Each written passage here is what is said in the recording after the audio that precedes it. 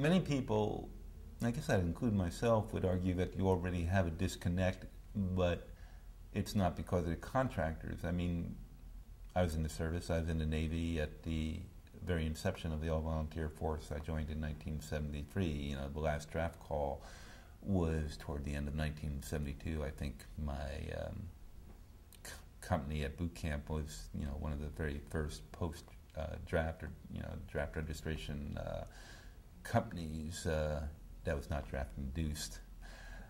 You know, and quite clearly, you know, the kind of people who are in the all-volunteer force today, and this is not disrespectful, this is not a slur on them. They're, as far as I know, uniformly fine men and women, you know, doing their very best.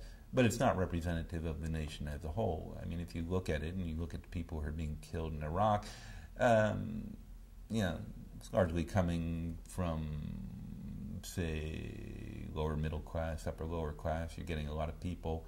And people need to understand the military we have today, unlike the military of Vietnam. It's not skewed, for example, racially in terms of who's getting killed. If you look at the statistics, majority of people being killed over in Iraq, you know, are white people, you know, because they constitute, you know, about 3/4 of the all-volunteer force, so they're taking approximately 3/4 of the casualties.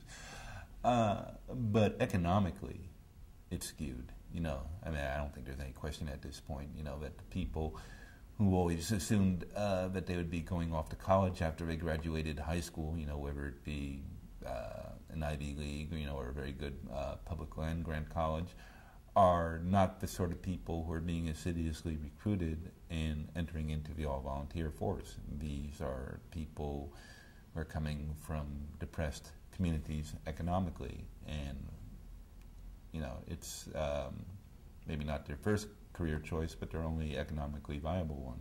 So you already have a disconnect, regardless of what you do with or without contractors.